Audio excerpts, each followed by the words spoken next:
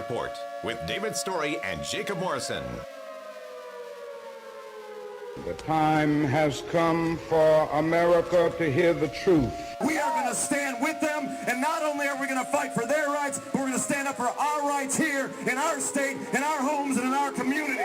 One day longer, one day stronger. One day longer, one day stronger. Because the future of labor's rights in the United States of America is not going to be decided in the courts. It's not going to be decided in Congress. It's not going to be decided on talk radio, and it sure is not going to be decided on Fox News. Solidarity forever.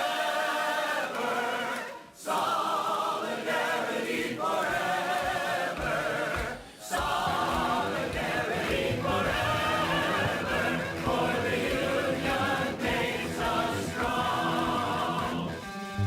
Good morning, Tennessee Valley. This is the Valley Labor Report. My name is Jacob Morrison, here with my co-host and fellow agitator, David Story. It is Saturday, March 27th, 2021, and we are broadcasting live online and on the radio on WVNN in the Huntsville, Decatur, Athens listening area from Athens, Alabama. A recording of this program will play tomorrow, Sunday, March 28th, 2021, on the great WGOL in Russellville, Alabama, and sometime next week on WHIV in New Orleans, Louisiana for the first time. Today we are coming to you commercial-free, courtesy of the Alabama AFL-CIO. We're kicking it off with Stephen Robbins, an immigration attorney out of Yakima, Washington, about farm workers for Farm Worker Awareness Week. We'll be taking calls with him on farm workers, and then without him on anything you want to talk about. So get the number ready, 1-866-494-9866. All this and more on today's Valley Labor Report. So first off, I want to say hello to our new listeners on 102.3 FM WHIV in New Orleans, Louisiana. You can thank Dr. Deary for allowing us to have an hour of your time. So you'll be able to hear 59 minutes of our program, but we are on the air here in Huntsville for about an hour and a half. So to get the full Saturday show and our extra midweek content, make sure you're following us on YouTube, Twitter, Facebook, and or your audio platform of choice. The next announcement we've got is the North Alabama DSA normally has a necessities drive on Saturday afternoons, but due to a chance of inclement weather, they have canceled it today. You can go back next week from 3 to 5 p.m. at the IBEW Local 558 Union Hall to donate to the North Alabama DSA's necessities drive. Yeah, that's what I was just saying. No necessities drive. I was letting folks know.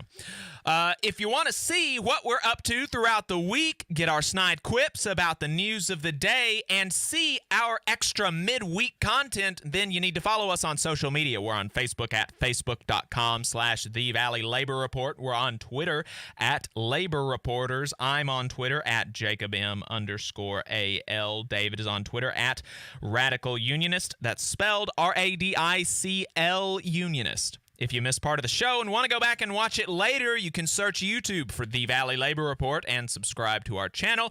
You can go back and watch the full show there, and we also clip segments that you can watch throughout the week. We also upload the program on more than 11 different podcasting apps. So to see if we are on your listening platform of choice, go to thevalleylaborreport.transistor.fm/subscribe. We've got a website where you can buy our awesome union-made hats at thevalleylaborreport.org. And finally, if you appreciate our work and want to help us stay on the air, then consider throwing us a couple dollars a month on patreon.com/thevalleylaborreport. So, like I said, today is our commercial-free Saturday, courtesy of the AFL-CIO State Federation here in Alabama. And to kick us off, we've got the legendary Majority Report caller, Stephen Robbins, on the line. He is an immigration attorney in Yakima, Washington, and host of Redirect, a podcast on immigration law and perspectives, to talk to us about farm workers for Farm Worker Awareness Week. Stephen, thank you so much for joining us today. Jacob, I gotta say, you can hear me, right? I can hear you. You sound great. That's good radio when you ask if the host can hear you.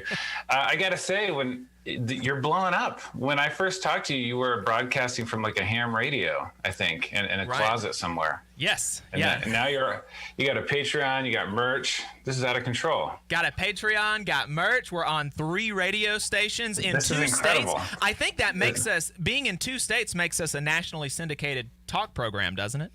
We're gonna say that anyways.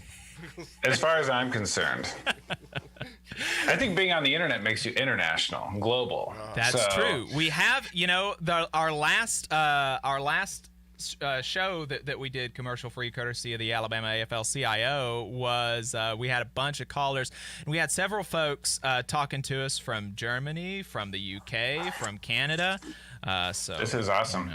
I love what you're doing. It's incredible. Thanks for having me on. Yeah, thank you so much. I will say though, the thing about the internet stuff that makes me think that doing the radio is worth it is that, like, you can get, let's say you get 10,000 listeners on the internet, but that if you get 10,000 listeners scattered across, all 50 states and half a dozen countries, I don't know how well you can mobilize that, where if you get 5,000 listeners in a 25 square mile area, that's something that can actually be actionable, and that's so I'm really proud of being able to be on 3 stations here in Alabama and in Louisiana, and so hopefully that does some stuff, but I don't know, we'll see what happens. I'm enjoying it. I'm having a good time. So Stephen, you do a podcast, and I listen to it regularly. It's called Redirect, and it's you say a semi-weekly dive into immigration law and perspectives. Talk to us a little bit about your podcast really quick.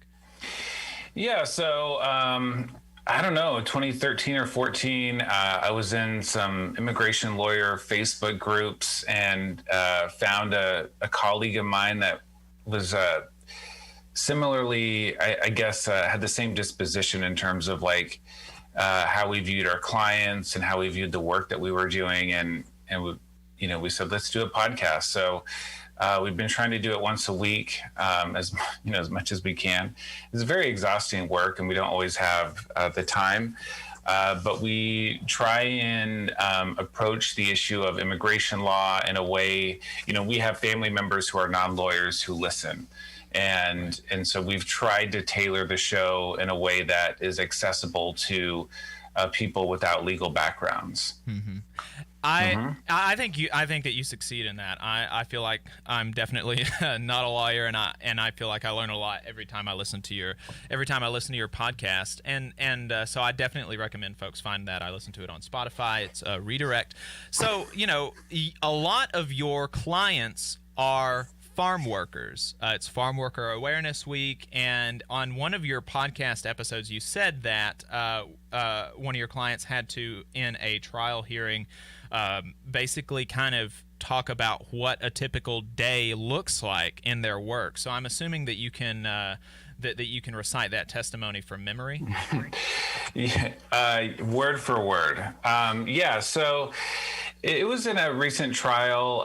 This woman was, fighting for her ability to stay in the country with her family. And, the judge is supposed to weigh sort of all of the factors. Her employment history is one small factor. A lot of lawyers might gloss over it, but I decided to have her really lay it out, especially in light of the pandemic and the fact that, like, I've been working in sweats, for a year, from the comfort of my home. For the most part, I go into the office once in a while, but every time I call a client for an appointment, they're stepping out. They're usually outdoors.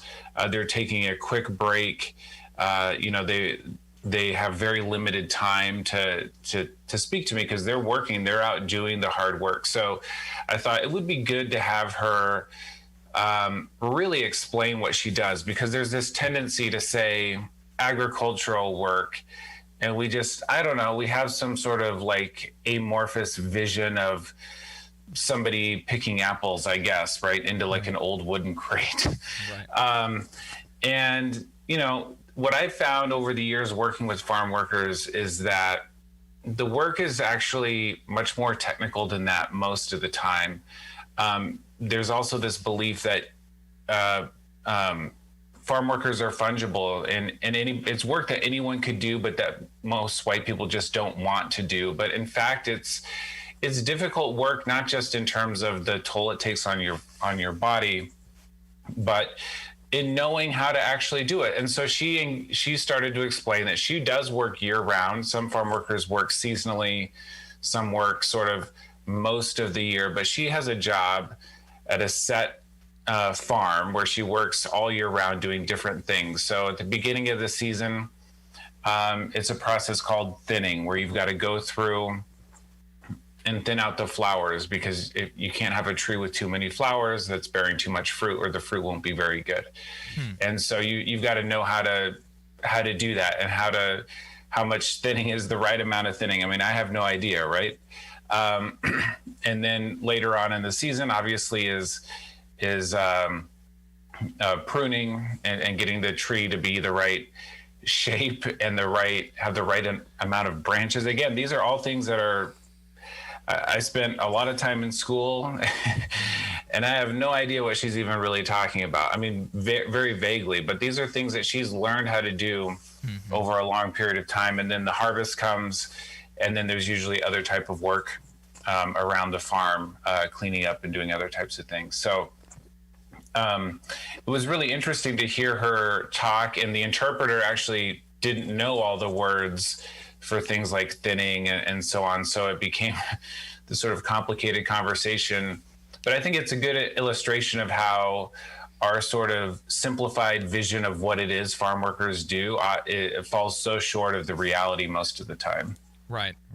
I think, and you mentioned this in the podcast as well, that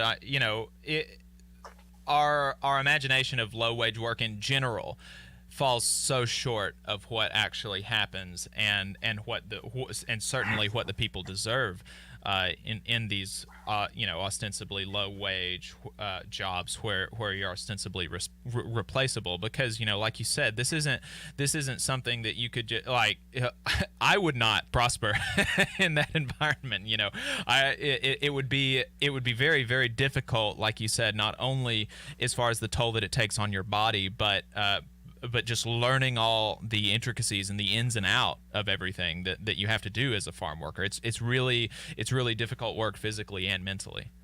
Yeah, and even beyond what I've laid out, there's other factors to consider, like the weather, what's going on with the weather, what happened not just the weather now, but what happened in the winter, and how does that affect the trees or the produce, the different varieties of produce and how they might react to the pruning or the thinning or things like that. And so, and it's also important, I think, for viewers to understand, there are, like I said before, there's sort of every type of farm worker. There's people who are stay-at-home moms, but they know that the apple harvest is very lucrative, so they'll go into the fields and they'll work the harvest for 2 or 3 months, and that's sort of all the extent of the work that they do during the year.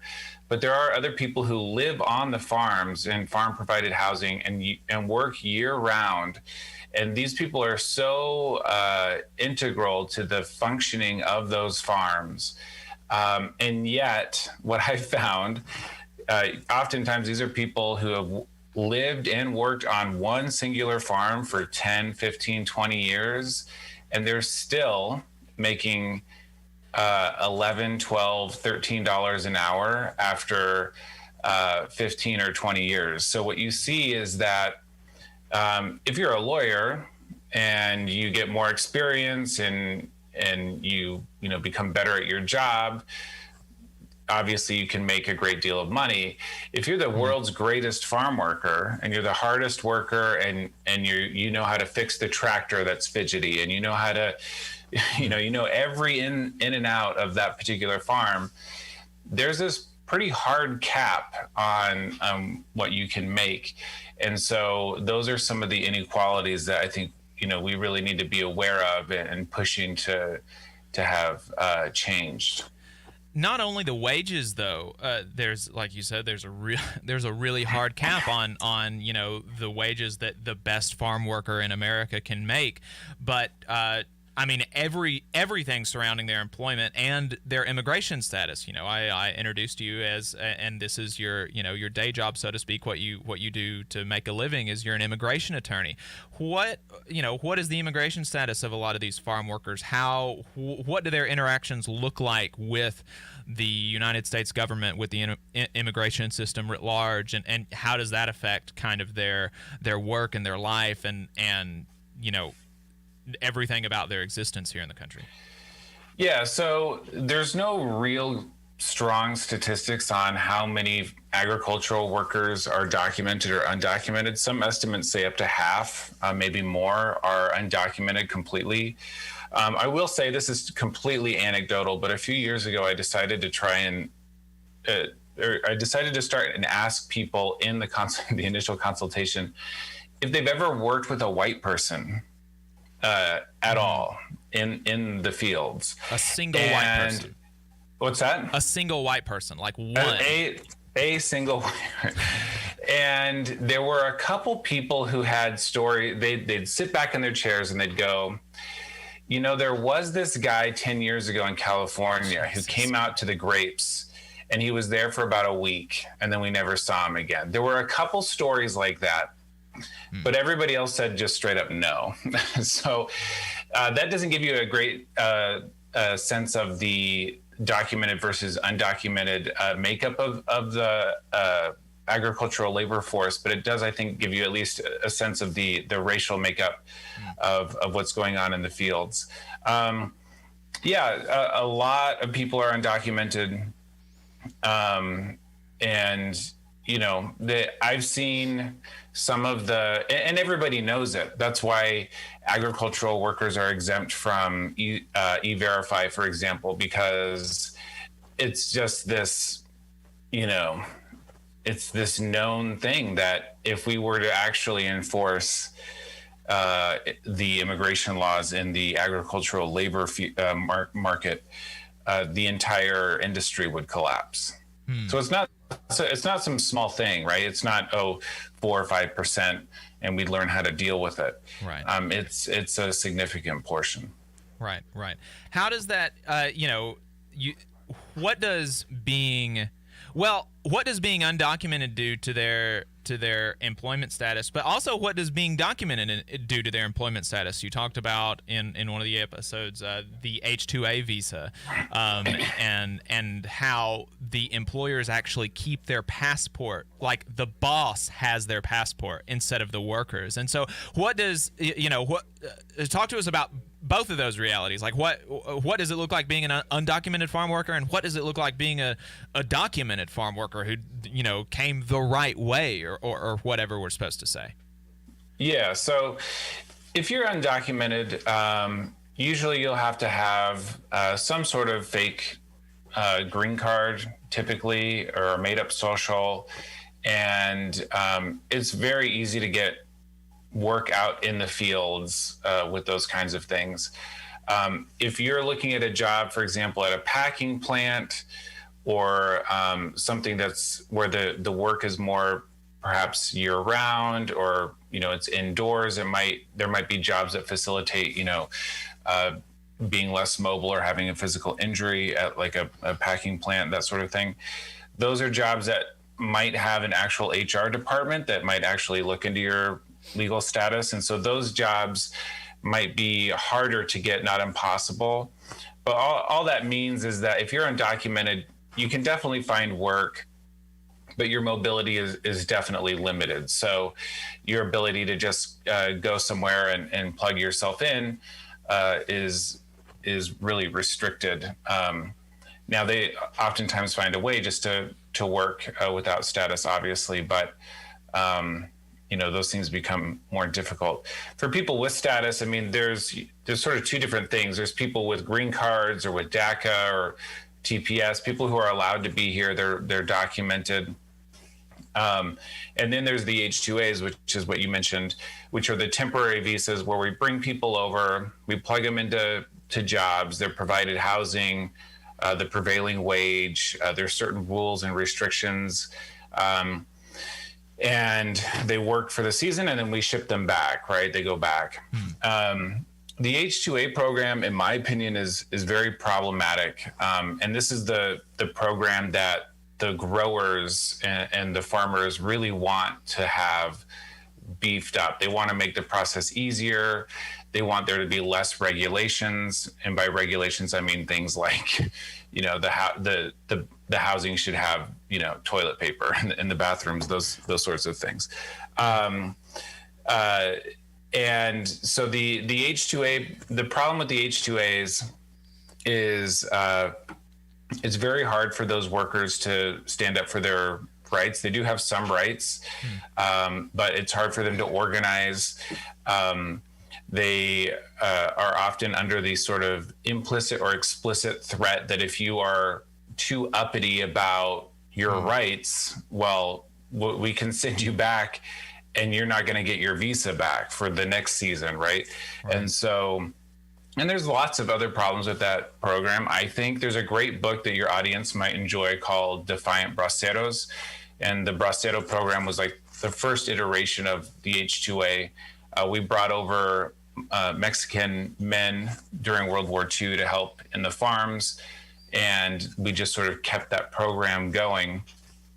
And really, one thing that was interesting about that book is that the Bracero program and the H-2A visas is its own form of family separation. We bring over just the men, and they leave their families behind for, you know, long stretches of time.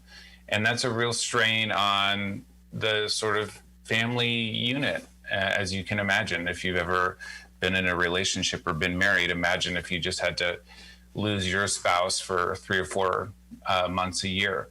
And so for some reason, the H-2A program is a manifestation of the fact that as Americans, we've just never come to terms with the idea that farm workers should live in our communities. They should be paid a living wage. They should be able to live with dignity.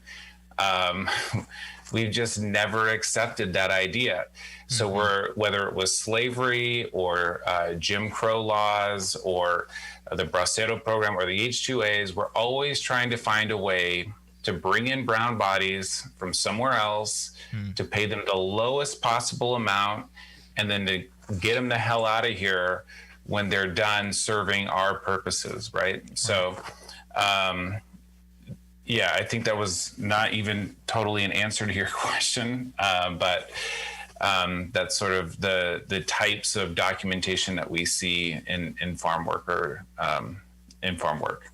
Yeah, and you know, I think my solution is the solution that I would propose. I don't know about any border stuff, but the folks that are here, at least that have been doing the work, I mean, they should have full rights, at least to residency. They should be able to be permanent residents and get full rights of residency. And we can talk about citizenship because that entails voting, and some people have a problem with that. I wouldn't have a problem with that at all. But opponents of this say that. Say that if you give amnesty, that's going to encourage more people to come across the border. But then on the other side of their mouth, they will complain about undocumented immigrants taking jobs and working for low wages and bringing down wages for Native Americans or native-born citizens, and it's like, well, look, and they'll also say, oh, it's absurd to think that anybody actually wants to deport every single undocumented immigrant. And you've got these three completely contradictory things. Like, do you want wages to rise for everybody, including native-born Americans, or do you want to deport every single undocumented immigrant? Or do you want to, you can't hold all of those. You can't hold the thoughts that deporting all of them is unconscionable, and that we shouldn't give amnesty to them that are here. It just doesn't make sense. Yeah, I think you're touching on something which is really important, which is that. The reason why immigration is so complicated and we're constantly searching for sort of like simple, memeified understandings of what's going on, like the senators going down to the border, for example, is because it's not just immigration, it's also labor issues. Labor is such a huge part of it. It's also like international global politics, right? Like coups that we did 60 years ago, echoing through time to the present day. Or that we did in 2009. Right. Right. I'm talking about older coups, but there's also newer coups. Or the one that we tried in 2019. I mean, there's a lot. Right. And so it's not so simple as, we want to find the silver bullet or one easy way to tie things up, and it's just not possible. I'm looking at the Farm Workforce Modernization Act, for example, or the solutions that we see from the right or from the growers. And nowhere does it ever suggest, they admit we have an issue with labor. We can't seem to find people who live here to work these jobs. And nowhere is anyone saying, like, what if we had a $15 minimum wage in agriculture? Or what if we had insurance benefits for agriculture? Like, nobody's trying to use actual free market principles to incentivize people to take those jobs. And that's a major failure, I think. One of the things about the Farm Worker Modernization Act that you pointed out was that the fact sheet, it tried to assuage the concerns of growers that it would raise wages for farm workers. Like, it said, the myth was, oh, will this raise wages for my employees? And the answer was like, oh, no, don't worry about that. We're not going to do that. This is not going to do that at all. Don't worry. Right. We found this FAQ, myths and fact sheet, but it was put out by, I don't even remember the name of the group. It was some sort of grower conglomerate, Produce Fresh or something like this. And it's funny because if you find a fact sheet that's put out by, a more pro-immigrant group, it's going to highlight the things that are good for the workers.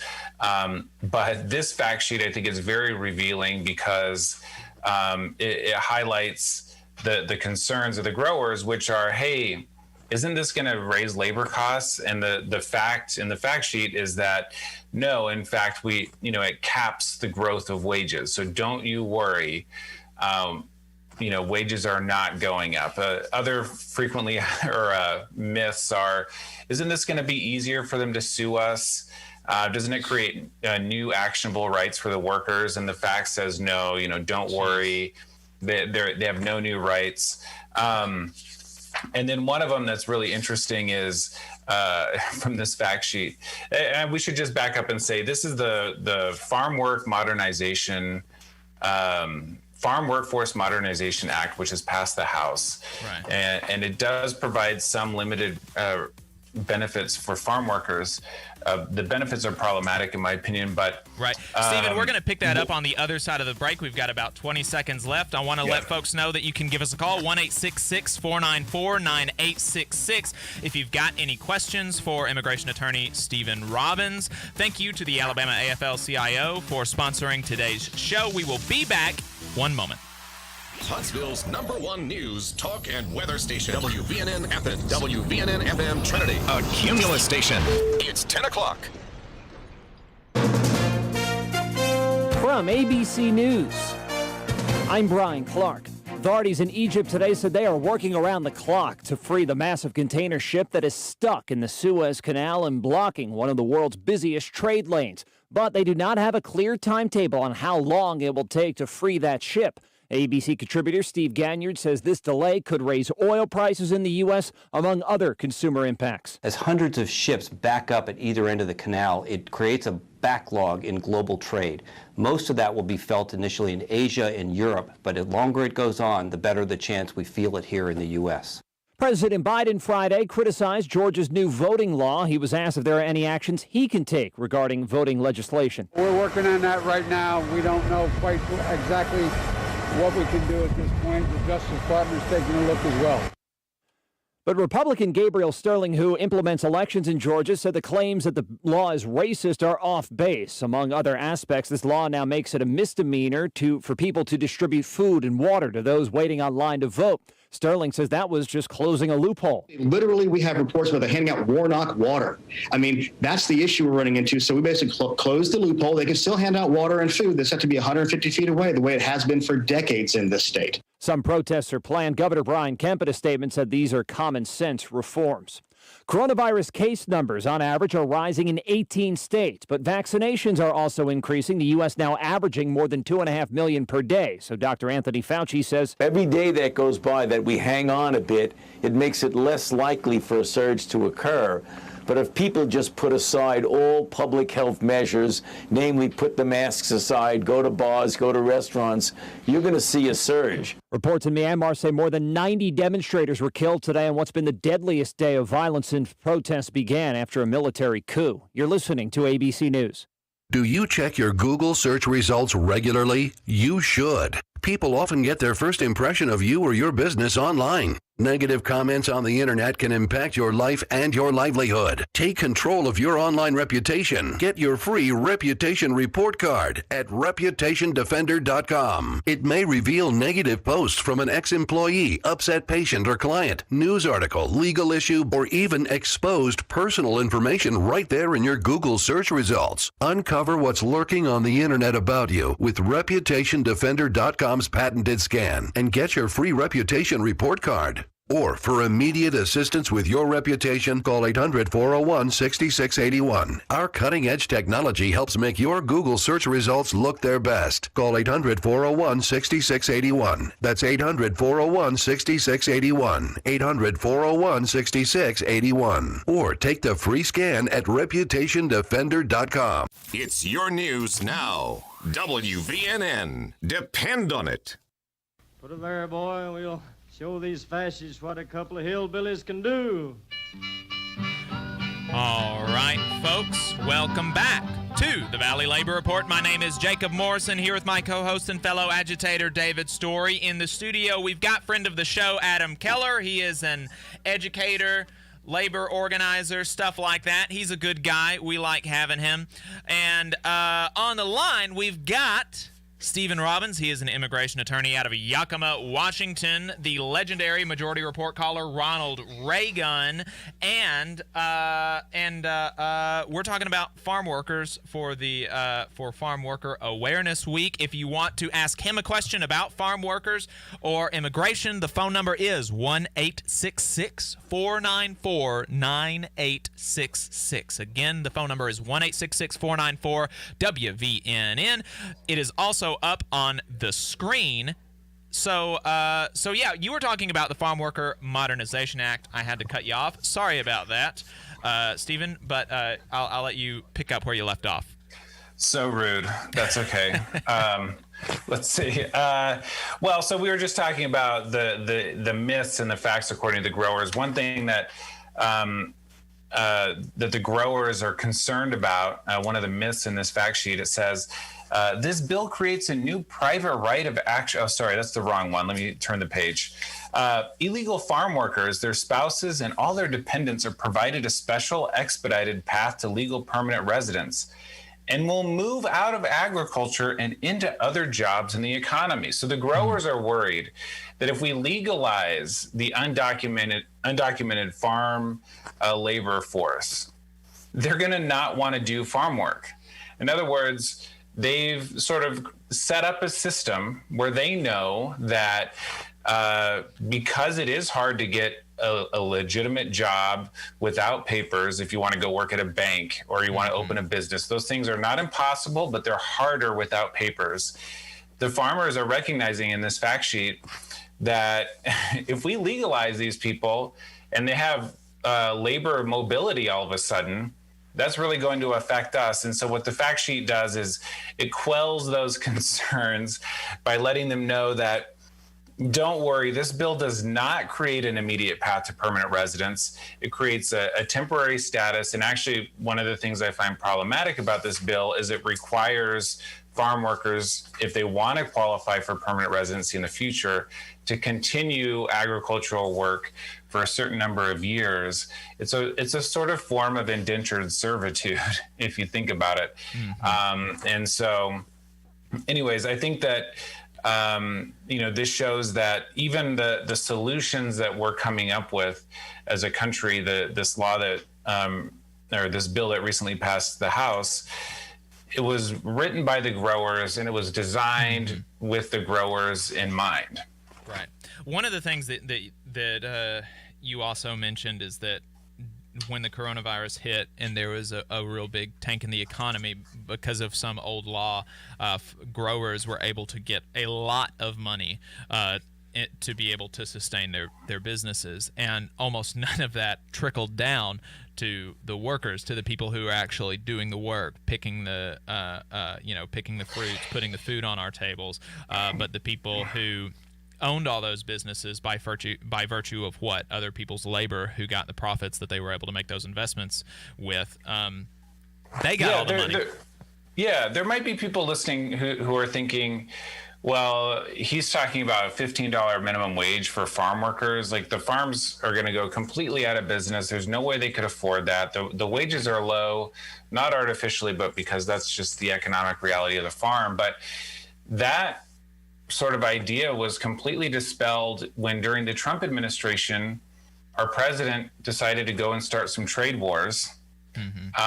And suddenly China and other places were saying, well, we're going to buy our soybeans somewhere else. We're going to buy our apples somewhere else. And so what did they do? With that, unceremoniously, we gave billions of dollars to farms, saying basically, oops, sorry, we wrecked your economy. Sorry, you no longer have customers because of some stuff that our president said or did. Here's billions of dollars. And so the idea that, like, we couldn't have some sort of package in place that allowed for farm workers, not just farmers, but the farm workers, to have a federal backstop to make sure that they make enough to pay their own bills is, it's absurd. Yeah. I mean, certainly it just does. It doesn't make, I don't know. It doesn't make a lot of sense, folks. Seriously, on the one hand, they'll say, that they just basically have to accept what they're given because we're lucky we don't kick them out. But then they complain about wages being drawn down for everybody else in that kind of economy. And sorry, I thought I misremembered. I thought that those billions of dollars were given out during the coronavirus, but it was because of the trade wars during the last administration. So, what are You mentioned a $15 an hour minimum wage, stronger labor protections, stuff like that. What are some of your other, what would be some of your other prescriptions for trying to, do justice to the workers involved, keep the economy in place, maintain reasonable prices for goods? You said that this is a really complicated issue, and even memified things like, maybe even what I was saying is not really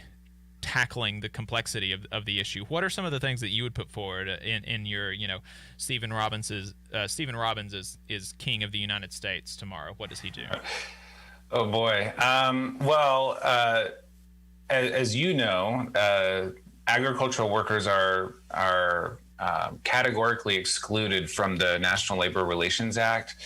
That's the law that gives employees the right to self-organization, to form or join a union, to collectively bargain, and farm workers are excluded.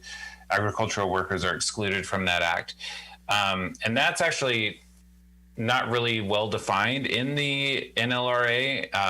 The NLRB has some flexibility in defining what is or isn't an agricultural worker, but who's in charge of the NLRB depends on, could change every 4 years. So there's no real stability there. So I think if I were king for the day, the first thing I would do is empower agricultural workers with some of the same protections. I mean, we see how hard it is with what's going on with Amazon or in other places for workers who are protected by the law. Technically, it's still extraordinarily difficult to form and organize a union. How much harder must it be for folks who don't have those same protections? And so they need to be empowered. They need to be protected under the law. And then, we need to talk about incentivizing people to take those jobs and providing real benefits. And then we need to just come to terms with the fact that, look, if you are somebody who's going to employ somebody, they should belong in our community. They should. This is a pie in the sky thing. But you did say I get to be king for the day. Right. If you live in the community and you're affected by policy and things that are going on, there's no reason why you should have to wait either indefinitely or for some drawn out period to be able to vote. You should be able to vote. And I think that means allowing people who are living here and working here to be, voting U.S. citizens with the full rights that go with that. Right. You mentioned with those labor protections that it's really difficult for them to form a union. And when I was talking to you earlier this week, trying to set this up, I was like, hey, do you work with any kind of unions really closely, or maybe union organizers there that you could bring on with you? And you said, at least in your area, that there's virtually no union presence, and that really speaks to, this, if there is a most exploited class of workers in this country, it has to be, it would have to be undocumented farm workers. But, and so they would be the most in need of organization and unionization. But they just don't have that in a lot of circumstances. Right. Yeah, that's true. There were here some packing plants at the beginning of the pandemic, throughout the summer, really, who were organizing, and their demands were really very basic. They wanted, I think, an extra $1 an hour for hazard pay. They wanted access to actual PPE because they were being told, too bad. And so they were able to organize and to get some of those concessions, but it was hard. People were driving by and threatening them with weapons. They were, being fired from their jobs and replaced by, other workers. And so, it becomes a real struggle just to get, the baseline human dignity type of thing. Yeah. I mean, there was a poultry plant in Mississippi. I guess this was 2019 or 2018 now. It's been so long, but I keep coming back to it because it's one of the most gross examples that I remember seeing, is that it is represented by a union. There are a lot of undocumented workers there, but it is represented by a union, and the union won a sexual harassment lawsuit to the tune of millions of dollars against management at this company. And almost immediately after they won that settlement, ICE was called anonymously, quote unquote, what that means. And they arrested 600 workers on site. Like, ICE just barged in to the poultry plant and ran out with 600 workers. I mean, just if folks, and so folks listening may think, well, they broke the law. That's what happens. And if you don't understand the inhumanity of that, of being ripped from your communities, from your job, while you're at work, while you're providing for your community and your family and the rest of the country, and if you don't think that has an adverse effect on citizen working conditions, which even if that's all you care about, that's gross, and you need to think about you ought to kind of think a little bit more deeply about what I'm presuming, knowing this audience, is your Christian commitments. But even if that's your only concern, if you don't think that like straightforwardly attacking organizing immediately after winning. That means, that there was sexual harassment that was bad enough at that plant that they were willing to fork over millions. I think it was $3 million. That's some bad sexual harassment. If you don't think that attacking organizers and deporting them has an adverse effect on citizen wages and citizen working conditions, you need a reality check. You need to get out of your of the nonsense kind of nativist propaganda that you've been listening to. And if anybody wants to call in, ask Stephen a question. Again, the phone number is 1-866-494-9866. We haven't got any callers yet, so Stephen, I'll let you I'll let you close out unless we get a caller, but I'll let you close out on if you've got any thoughts on that, and if you've got any thoughts on what's happening at the border right now. Yeah, well, you bring up a good point. I think it is important for people to realize the whole distinction, documented, undocumented, immigrant versus citizen, these are divisions being driven by moneyed interests, right? So if you're sitting in your car listening to this going, yeah, but they're undocumented and this and that, you should listen to Jacob. It's true that if we got a $15 minimum wage for agricultural workers, that's actually good for you too. That means, first of all, people in your community who work those jobs have more money to spend at other local businesses, and that gets more money into the community. It also means if you're down on your luck and you lose your job and you need to go take an agricultural job, maybe for the first time in your life, and work the summer because you've got some extra bills or whatever, that means that you're also going to be protected. So it's good for you. Now, hopefully we can move you into a place where you're empathetic to people who aren't like you and you're doing things that aren't totally motivated by self-interest. But if not, you should understand that these things are also good for you. Yeah. And I sent something, Bernie Sanders in the next reconciliation bill, he's going to be trying to move the Medicare age down to 55 or 60. He's going to try to include, dental and vision and things like that. So I sent that to a relative of mine who is 60 years old now. I said, Bernie's trying to help you out. And he was like, it's going to be on your back, not mine. And, I just said yeah, you know what? If that's the case and I have to pay a couple dollars more in taxes so that old people can hear, I don't know, call me crazy, but I'm fine with that. Right. Yeah. And in terms of, the border, I'm not the foremost expert on the border necessarily. I do have a lot of clients who have come over really since 2013.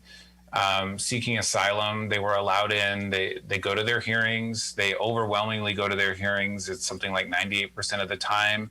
Mm-hmm. And what I want people to understand is in your community right now, there's tons of these people who came seeking asylum and they're just working, they're living, they don't affect you at all. You don't notice them. And, we've been able to absorb and integrate people who've been fleeing all kinds of different circumstances throughout the world.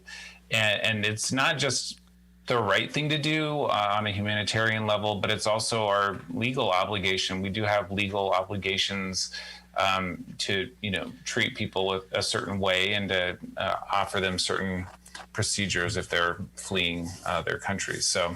Yeah, that's true. You mentioned that as far as law and order and the right way, asylum is the law and getting asylum is the right way to come into the country. We did get a caller. We've only got about 10 minutes left with Stephen.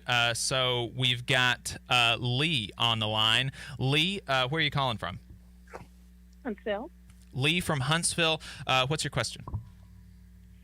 Just curious, not even going to comment on the loose back and forth between undocumented, documented, as if there's not that much difference, which of course there is. But my question for you is, if you give a $15 wage for agricultural work, how are the rest of us going to afford the produce at that cost level? Because it will drive the cost up exponentially. Mm-hmm. Yeah, well, to your first comment, the distinction between undocumented and documented workers, I think it's really important for people to understand how arbitrary it is who gets and who doesn't get papers in this country. People can get papers if they've been here, maybe they've been here illegally or undocumented for over 10 years, and then they end up in removal proceedings. They can end up winning a green card. That's technically a right way to do it. Other people have been here 20 years and paid taxes and done everything above board, but there's no way for them to get papers. And so, I hear what you're saying, but I also think that we need to really look at the system as it is and to understand that the people who end up in one basket or the other, it's not due to merit. It's due to a random sort of patchwork of bad laws that need to be updated. In terms of I don't disagree with that. But I do think we should have a better expanded worker program where they can come and then exit our country, because I don't think that people coming here we can't support the entire world. So there needs to be a better way for people to come in and be able to work and leave. So we don't need to be supporting these people with our social programs. That should be reserved for the citizens of our country. That's just my opinion. But tell me about how we would stop the increase in the cost. The increase in produce prices. I think that anytime that you look at an economy that says, in order for us to have something that we need, like food, other people have to live in abject poverty, and that's just the way that it has to be, we need to really take a closer look at that, right?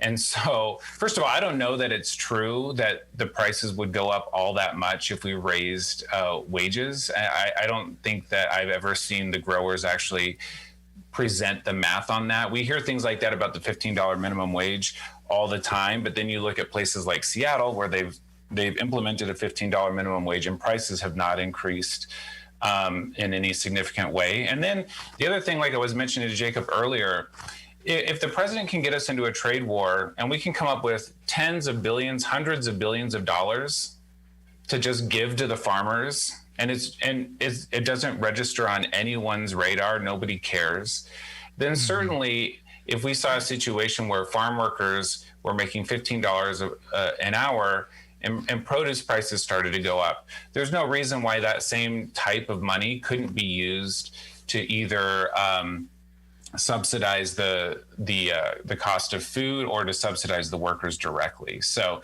I understand the concern, but also I want you to step back and think to yourself, wait a minute, what I'm saying is that in order for me to eat, we need to have impoverished people in this country. Impoverished people in this country for a season and then kick them back out is what she said, actually.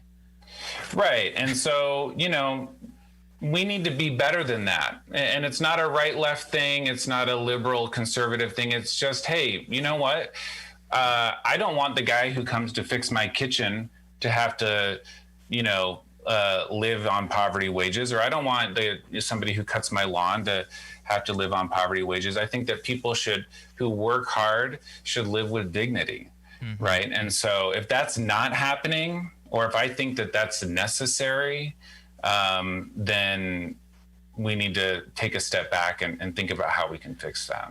Right. Yeah. Just because something is a certain way doesn't mean that it has to be that way. That's certain. We've got one more caller. Jeff, where are you calling from? Jeff from New Orleans. How you doing? Jeff from New Orleans. What's your question?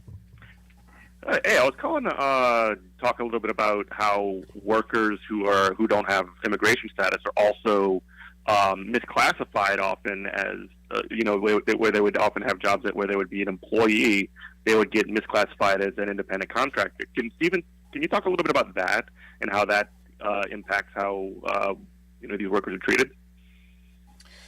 I actually don't know too much about that, and maybe you do, and I'd love to hear more about that. But I don't know too much about that issue. Okay. I do know what Jacob mentioned earlier about ICE being called at the end of a successful organization effort. I've definitely heard those stories, and those kinds of things definitely happen to undocumented workers. Yeah, well, that's one of the things that I guess I have some friends that work for the Great New Orleans AFL-CIO, and they talk about how immigration status is often leveraged against these workers, so that when they would technically have the same rights as other workers too, when they're on the work site, their sort of influence to not exercise those rights. And I just wanted to really quickly plug one other thing, which is like the PRO Act would be something which is going through Congress. It's already been passed through the House. That would sort of really push against that kind of a force. It would make it much more difficult to misclassify those workers. There's stiffer penalties for that. So. Yeah, Jeff, Stephen mentioned this to me before the show, which is that, and I knew this, but I had forgotten it, that the NLRA doesn't cover agricultural work. And so I can't recall if the PRO Act actually, the PRO Act is an amendment to the NLRA. And so I can't recall if wouldn't apply. Yeah, I'm not sure if the PRO Act amends it to cover agricultural work, and I guess, Stephen, since you haven't heard much about what the PRO Act would do to ag workers, I'm kind of assuming that it doesn't actually do that. Right. Yeah, I don't think it does, but yeah, I mean, it's an interesting point. I think, more broadly, and to the last caller's point too, the Farm Workforce Modernization Act still treats undocumented workers like criminals. It fines them and puts them on this long, laborious path to a green card. But nowhere does it say anything about holding the farmers accountable for employing people who they knew were undocumented. And so, I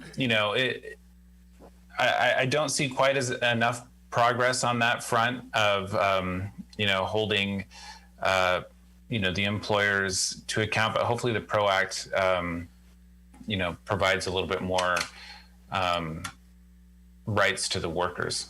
Yeah, and Lee, and Lee, if you're still listening, actually, as far as you mentioned about immigrants, taking advantage of our social programs, so to speak. I wrote an article some time ago. I just published it on Medium, and if you follow me on Twitter at @JacobM_AL, I'll tweet that article out again. I did a lot of digging, and actually, like, if you compare similarly situated immigrants, documented and undocumented, they use significantly less social programs than similarly situated native workers. That is just not up for dispute. And additionally, their children, the firstborn children of immigrant workers, actually bring in more tax revenue than any other group of Americans at all. I mean, it's really fascinating how much more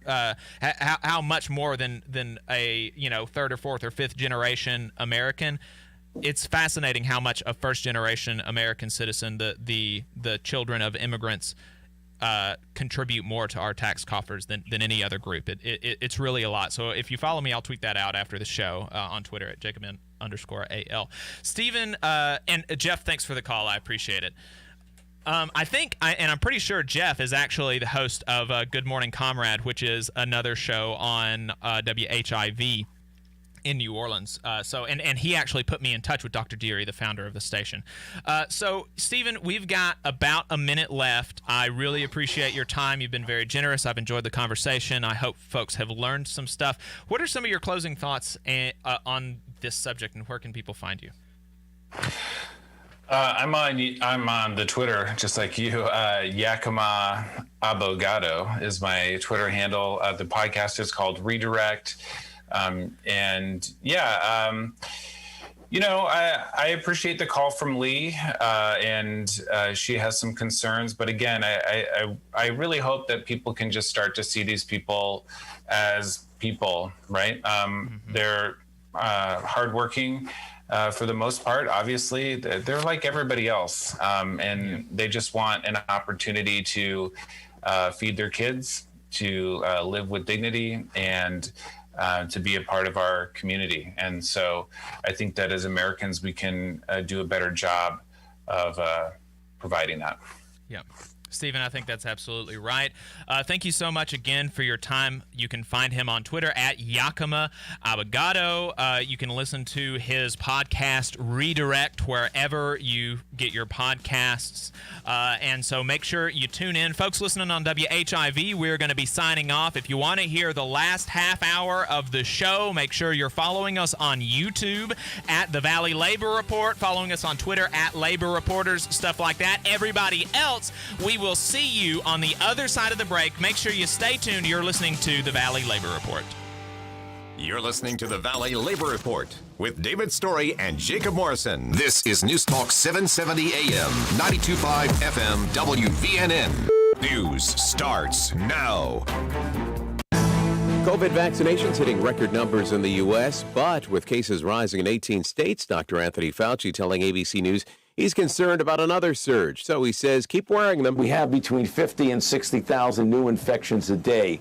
When you're at that level, you still got to wear a mask. At least 8 shot, 2 killed across multiple crime scenes in Virginia Beach overnight. An officer shot and killed a suspect that confronted police. At the southern border, state troopers in Texas saying they're facing one of the biggest migrant surges they've seen in years. Democrat and Republican lawmakers visiting border facilities over the past few days to look at conditions. In Egypt, crews working to free a cargo ship stuck in the Suez Canal. They got it to budge slightly. The hope that today's high tide will help free it. The ship has been blocking the channel since Tuesday, and the shipping journal Lloyd's List estimates the blockage is costing the industry $400 million per hour. Dave Packer, ABC News. WVNN. Depend on it.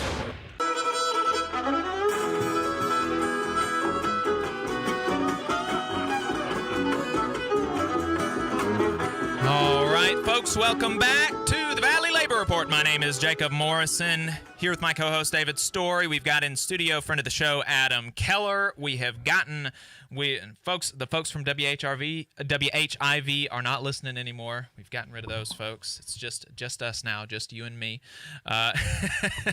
If you want to call in about anything else, you've got here myself. I'm a unionist. I'm secretary-treasurer of the Labor Council. David is the president of a machinist union local here in Decatur. He is a 100-year union member, 70, 80-year union member, been in the movement since the AFL was founded. So, you know, he can answer your questions. Adam is an educator and labor organizer. You can ask him some questions, anything you want, anything at all you want. 1-866-494-9866. Yeah, I mean, and what Stephen was saying, you know, if you genuinely believe that, like, we've got to have people living in poverty, we've got to have people oppressed to be able to get bananas for 30 cents, maybe we should pay 60 cents for bananas. Maybe we should pay $1 for a banana. You know, I mean, like I'm willing to pay a little bit more. And this is something that folks say about undocumented immigrants all the time. They say that in the push to make E-Verify mandatory for everything, they say, you know, costs will go up, but I'm willing to support a good American citizen and pay them a little bit more for my construction on my house.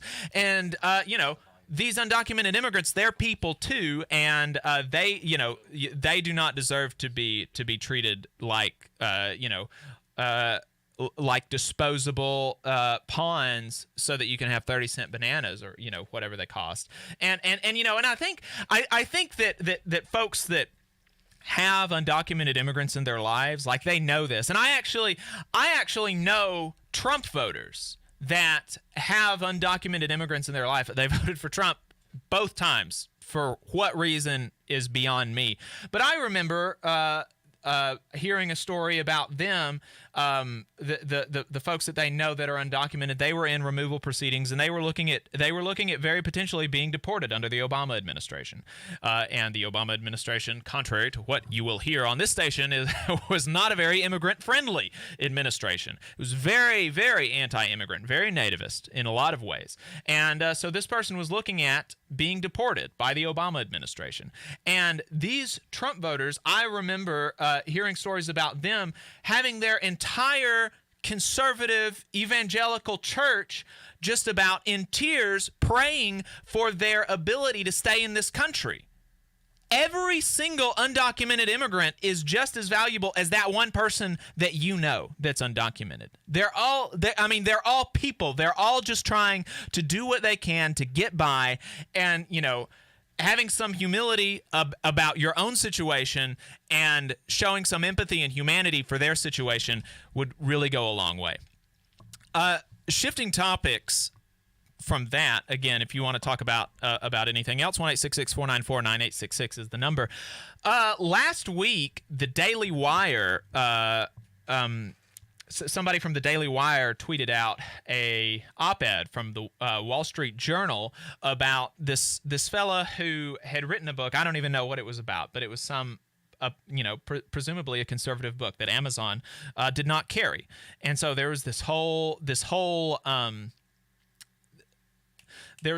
op-ed in the Wall Street Journal about how this was censorship and it was harming free speech rights and things like that. And here's what I like, and I looked it up. This person is a multi-millionaire. This person owns a business, and they're getting this huge platform in the Wall Street Journal to pontificate about their being censored. And look, I'm a worker. I'm a union activist. I just frankly don't care whether or not a multi-millionaire gets their book on Amazon.com while workers, while everyday Alabamians, while everyday Americans across this country get fired for union organizing, while people are fired for advocating for better wages and working conditions on the job. And if you don't think this is a thing that happens, it does. It happens all the time. In fact, I believe 1 out of every 5 union organizers in an organizing drive is fired illegally. That doesn't count the really skirting the line legal firings that you got. 1 out of every 5 union organizers are fired during the drive illegally. And the protections in this country make it such that breaking the law for these big, especially for these big corporations like Amazon, like Walmart, et cetera, breaking the law just becomes the price of business. And I mean, seriously, there was a warehouse worker for Amazon that was fired for organizing back in 2017. He was the NLRB mandated that he be reinstated last week. What is the penalty for Amazon having been found to illegally fire this person? What was the penalty? They only have to pay back wages for what he would have earned at Amazon minus what he has earned in the 4 intervening years. That is not a penalty at all for a multi-billion-dollar company like Amazon. That's not a penalty at all. When you just have to pay back wages for one worker and not even the entirety of back wages over 4 years. It's just what they would have earned at Amazon minus what they did earn. So if he got a job that was better than the job at Amazon, which is really not that hard to do, even here in Alabama, local regional warehouses that are not even multi-million-dollar operations, they're just mom and pop warehouses, they pay more than Amazon does. When you actually compare Amazon's wages to comparable work, when you don't compare their wages to McDonald's, when you compare it to comparable logistics work, Amazon has some of the lowest prices in the country. And regional warehouses here in Alabama, in the Birmingham and Bessemer area that are unionized with RWDSU, which is the union that the workers at the Amazon facility are trying to unionize, they make $18, $19 an hour, $21 an hour. They have better health care, better benefits, better leave. I mean, and a more relaxed job setting. And so if Amazon can fire one union organizer to strike fear in the hearts of the rest of the plant and only have to pay the differential between their wages and wherever they get earn income in the intervening period, oftentimes they don't even have to pay back wages at all because they oftentimes get a better job than they would have gotten at Amazon.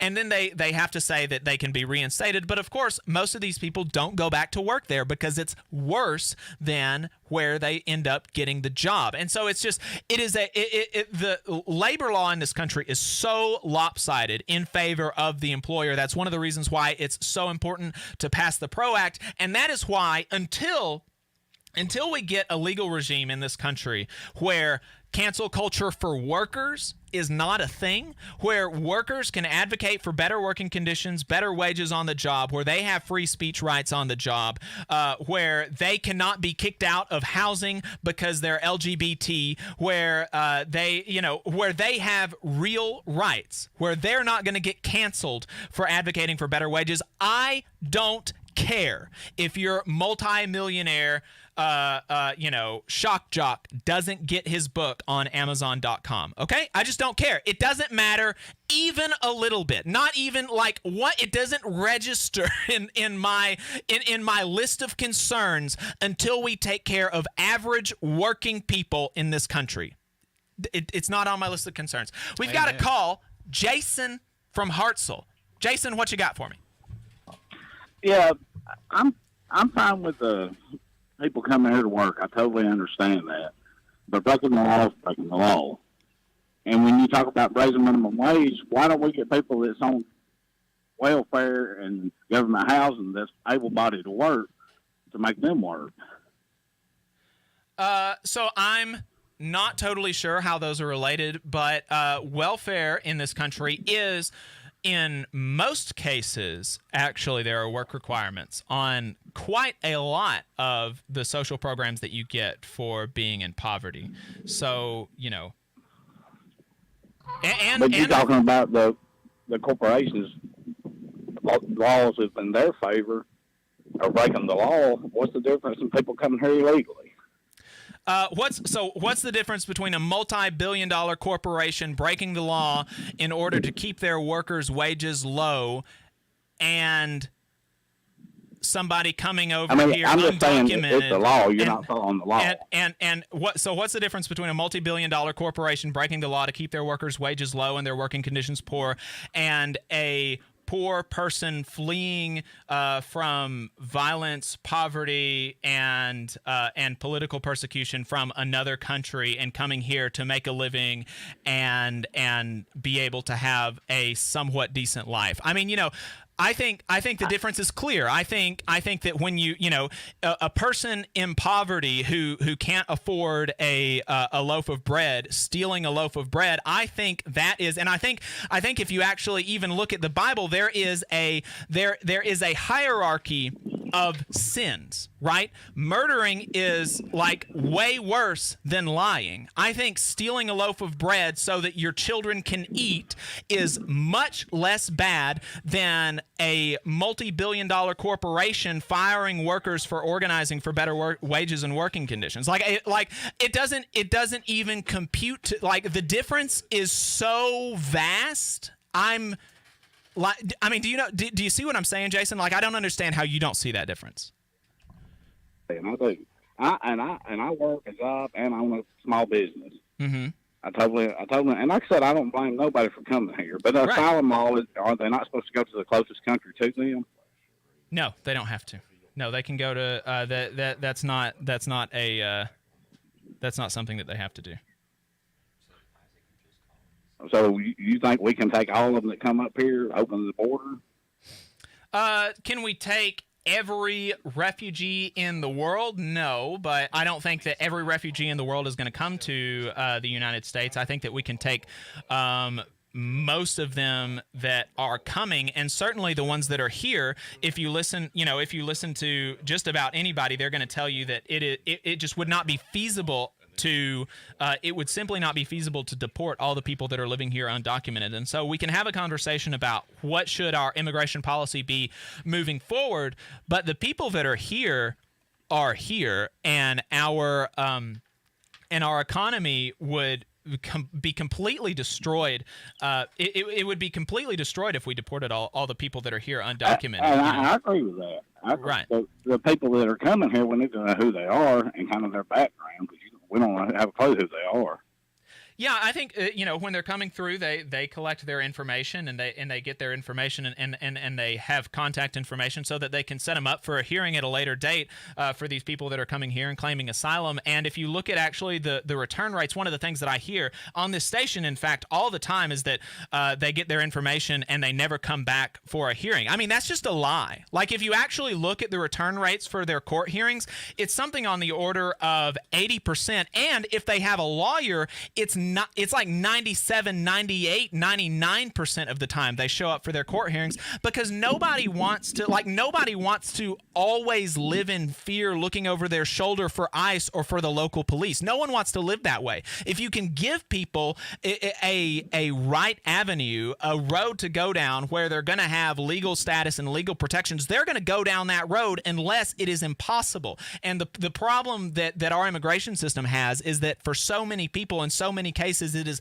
nearly impossible, or it takes an extraordinary, inordinate amount of work to get on that road towards legal protection and legal status. And so we need to we need to open it up, make it easier, make it more streamlined, make it more accessible, more understandable, so that people do that and do it the right way. And one of the issues is that folks like me, when my family came here, my family's actually been here since before the Revolutionary War, and there were no papers there. They didn't have any papers. They just came and they showed up, and that was the way that it was until for white people until the 1930s. For white people, you could just come over here. You didn't need anything at all. There was no such, there was no federal immigration law at all for white folks. The first federal immigration law was in 1882, the Chinese Exclusion Act.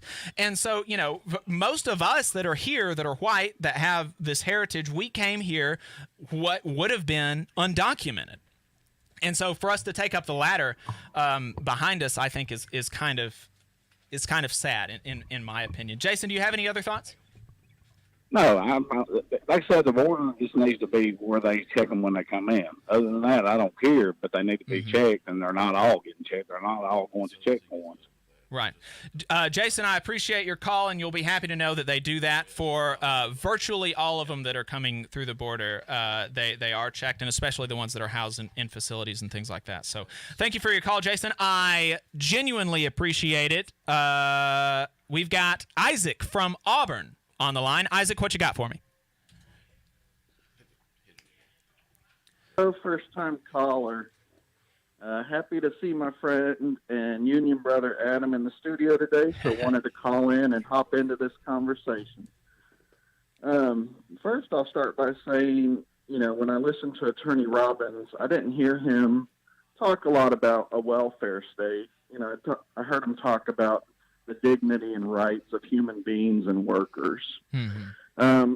But the callers keep bringing up a welfare state. So my question is, what is this great welfare state that America has?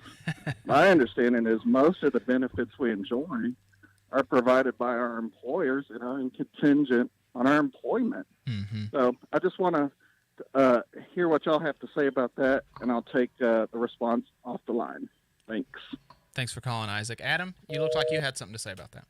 If anyone knows how to live a luxurious lifestyle through the American welfare state, please give us a call and let us know how we sign up. We would love those instructions. Thank you. Yeah. I think that's it. I think most folks that if you've ever actually been unemployed, if you've ever actually had to live for an extended period of time without a job, without employment prospects, without without family helping you out, I know a lot of people that rail on handouts and stuff that get by on mommy's money. That's mom and daddy's money. And then they'll turn around and say you shouldn't be able to live because you're unemployed. And the only reason that they're alive is because of their family connections. And it's Yeah, I do think, Isaac. I do think that it's a bit silly. Some of the way that folks talk about the welfare state in this country, because you definitely cannot live a luxurious life. You can't even live, really, certainly not in Alabama.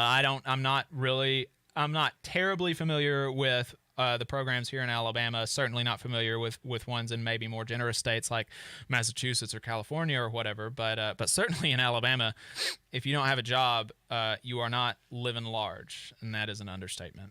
I mean, that's absolutely true, and I think it just goes back to that framing that we really had since Ronald Reagan and before, the quote unquote welfare queen, and really it's, again, one of those divide and conquer tactics among working people to get us concerned about someone lower than us who may be getting something we're not getting, as opposed to looking up at the bosses and politicians who are actually in charge.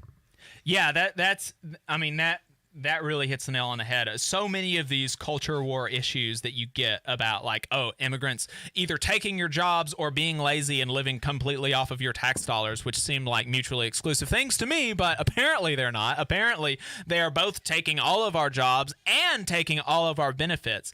But, I mean, the folks that have a lot of power, that have the power to actually change things, to actually make workers' lives in this country materially better, they don't want you thinking about that. They don't want you thinking about the power that they have, and so they want you to think about, this immigrant over here is maybe has this one thing that you don't, or maybe they're going to come almost to what you have or half of what you have, and you need to be concerned about that instead of being concerned about lifting the boats for every single American and immigrant in this country. It's really indicative of that divide and conquer tactic, and that's what happens in union drives. In every union drive across the country, every contract fight across the country in union workplaces, David has had to deal with this multiple times about there are certain benefits in your workplace. Now, we're not talking, we're moving off of the conversation a bit into workplace benefits, but there are certain benefits that you get from your job that are more helpful to different segments of the workforce. And so the retirement is more immediately salient to the older workforce, to the people that are above 50 or so. And so if you can offer up the workplace, the union, if you can offer them a contract that keeps retirement in place for everybody above 45, or for everybody that even works at everybody that works there at that moment, but takes it away or cuts it for everybody that comes in after 2021 or after 2022, you've got a really easy way to divide up the workforce and get the folks in the union fighting each other instead of coming together and fighting the boss for better benefits, better wages, and better working conditions for all of their coworkers, all of their sisters and brothers on the job. And so dividing and conquering is something that bosses, it's something that politicians, it's something that that media personalities do, that don't want you to think about, how can I make my life better, and how can I make the life for my sisters and brothers over here on the job in my community better. And so, that's really something that I think that's a really good point, Adam. And I think that is the power of the labor movement that we have to keep in mind at all times, is the ability to bridge that divide. Right. Because ultimately, solidarity is not just a cliche that an injury to one is an injury to all. That is real. Mm-hmm. And solidarity really is just love expressed socially. Right. And so as we remember that what happens to that older worker fighting for retirement also impacts the younger worker fighting for maternity leave. So, the divide and conquer has been perfected over 400 years in this country. It's not going to go away anytime soon. But that is the power of labor to transcend that. Right. And the only way for the younger workers to get good maternity leave and for the older workers to get good retirement is for the younger workers not to give when they're just offered maternity leave and say no retirement. It's for the older workers to not give when they're offered retirement with no maternity leave. If everybody understands each other's issues and we're all willing to fight for one another's issues, we can all benefit and we can all get what we need, and that's really the way to build coalitions within the workplace and within the community. We've got there are so many things that affect some and not others. Like I said, I don't have children. I don't know if my children, when I have children, if I have children, I don't know if they're going to go to Huntsville City Schools. But that doesn't mean that I get out of sales taxes that go towards education or property taxes that go towards education. I still have to pay those. And I should, because we're a community, and having good schools, even if I don't have children in them right now, it benefits me. It benefits me enormously to have the children in my community well educated, taken care of during the day, not out, causing trouble in my backyard or whatever.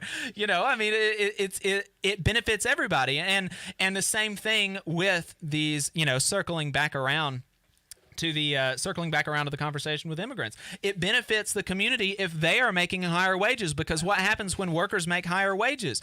They are able to go spend that in their community, and they're able to spend that in their community, and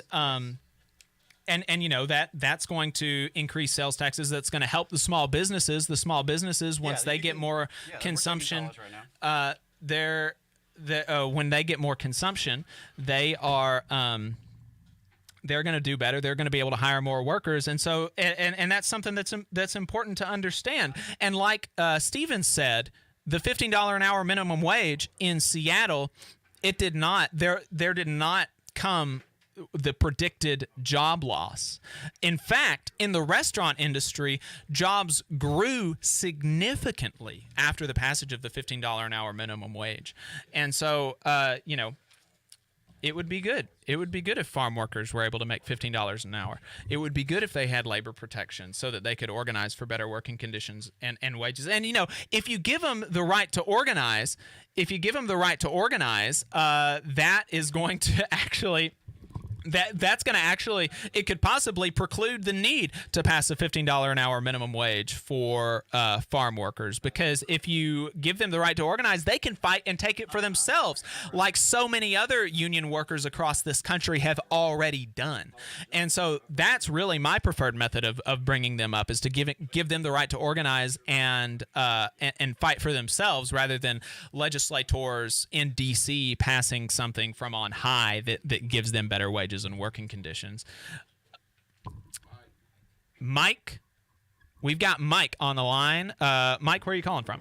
Yeah, I'm from North Alabama. Mike from North Alabama, what you got for us? We got about 3 minutes.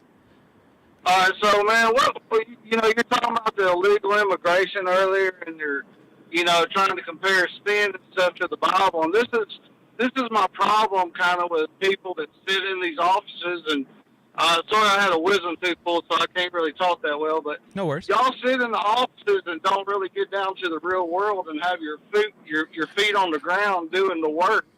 The illegal immigrants come over here and they destroy all communities that are already in poverty by taking the jobs. And y'all act like you're supposed to be okay with that. And then you want to compare sin and you want to bring the Bible up. Well, look, in the Bible, no sin is greater than the other. That's not true. That is true. In the Bible, no sin is greater than the other, man. And you sit there, it doesn't matter what you do. If you do something wrong, it's wrong, plain and simple. If you break the law, you break the law, plain and simple. And you're willing to just basically destroy America. I don't have a problem with people coming here. Just come here the right way. Yeah, all right, Mike, thanks for the call. We've got about 2 minutes. I will respond.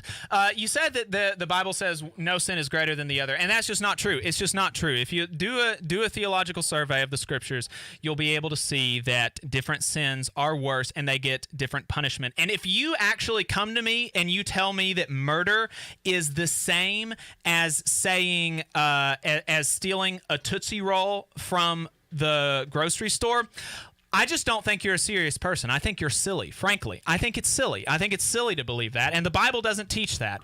And, coming the right way, almost all of these people are coming the right way. Asylum is a legal international institution that these people have the right, that America has agreed to give them the right to claim, and that's the right way to do it. And, coming in and think for a second about why they work for lower wages than maybe native-born citizens do. It is because they are more easily exploited than native-born citizens because of their lack of immigration status. And so, if you fix the lack of immigration status, you fix the ease of exploitation that these workers face, and you raise wages and benefits and working conditions for everybody in the area. And that's just a fact. That's a fact. I'll be tweeting that article that I wrote a while ago on my Twitter at @JacobM_AL. Buy a hat. TheValleyLaborReport.org. WVNN Athens. WVNN FM Trinity. A Cumulus station. It's 11 o'clock. News starts now. From ABC News, I'm Dave Packard. With more than 2.5 million people